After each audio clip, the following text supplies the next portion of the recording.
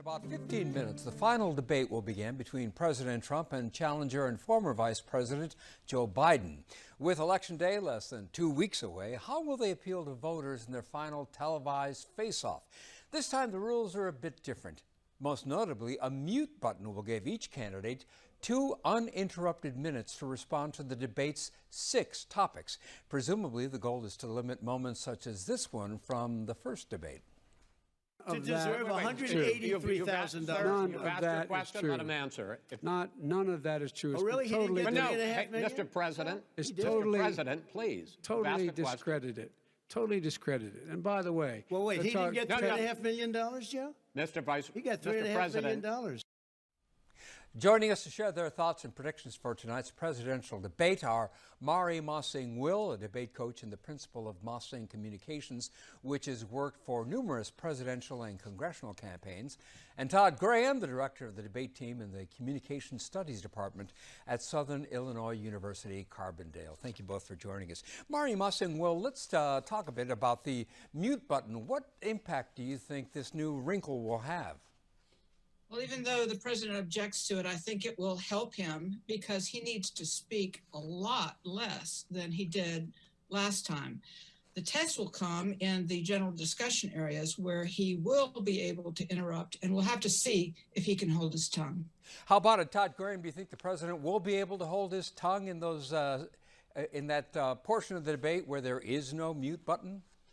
No, he hasn't shown any sort of proclivity to be able to do that. So let me tell you what I fear might happen. And this is why we try to practice as much as we can in the field of argumentation and debate. We practice, including the moderation. So as you know, the commission just kind of made this rule up on Monday. And so I don't think they've had a chance to practice. There are 2 things that could happen that could go wrong. The first is just like when your cell phone is on vibrate and it goes off and you're in a meeting, it distracts you from the speech you're giving or the talk you're giving. So if Joe Biden is talking, Donald Trump could still well interrupt him. We just won't be able to hear Donald Trump. Remember, the mute button is on the microphone, not on Trump. So Joe Biden can get thrown off his game very easily by somebody interrupting him, even if we can't hear them. And for us, it will look awkward.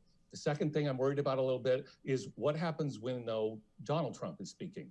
If he knows that Joe Biden's microphone is muted, it might give him free will to say anything he wants about the vice president or about his family without Joe Biden be able to say, hey, wait a minute, don't say that about, and so I'm a little worried about it myself. Mari Mossing-Will, speaking of the president's family, to what extent do you, that is to say Joe Biden's family, to what extent do you think the president will bring up Hunter Biden tonight? Oh, quite a lot. The president's advisors want him to talk about the economy, about the great economy before the pandemic and his vision for the economy coming back in the new year. But Donald Trump wants to talk about Hunter Biden and corruption. So I expect the president to pummel the former vice president about his son. And the question is, can the president tread the fine line between raising an issue of a character which is important while still digging deep and finding some remnant of his manners and being able to do it in a gentlemanly way. That's a high bar for him. Todd Graham, the country's in the middle of apparently or clearly in the middle of another wave of coronavirus. How do you think the respective candidates will deal with corona?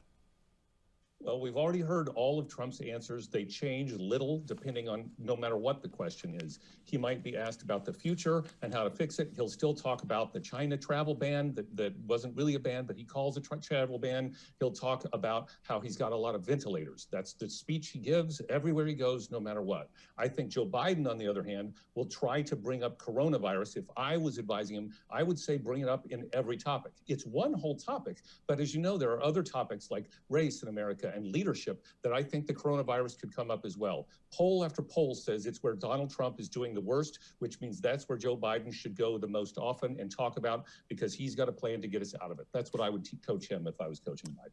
Mari, what do you see as the potential pitfalls for both of the candidates? Well, I agree. I have to say I agree with Todd that the vice president is going to hit the president with the coronavirus, but I just don't think, unless Trump lets him get his goat, that it will cut that much. The coronavirus is still one of the 5th or 6th issues on the priority tree for voters. What the president needs to do is focus on the 2 reasons why people might vote against him, because this has become a contest about him. One is the coronavirus. So the more time he spends talking about that, the worse it is for him. He'll be on defense. The other is how repellent even independents find his personal behavior and his lack of civility. He has got to reassure some of those independent voters who are still out there that he can behave himself. He's shown that he could in the last debate in 2016. It's up to him to prove it again tonight. Todd Graham, as far as the role of moderator, given what happened with Chris Wallace in the first encounter, what does she need to do tonight?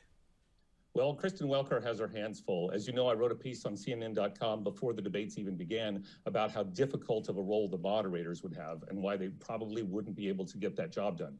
One of the problems with Kristen Welker is she's never moderated a debate by herself before, so solo. But the second is she's got Donald Trump, who's literally said since the last debate, I think I won, I don't know why I would change. Even though his advisors, Mari is right, is telling him to soften his approach, to interrupt less. If he thinks he did well, he probably won't change. So she's going to have her hands full, that's for sure. And I think one of the problems is she's been given instructions to not fact check and to basically not have follow-ups. She can't follow those instructions because the best debates will always have a little bit of fact checking and some follow-ups by the moderator.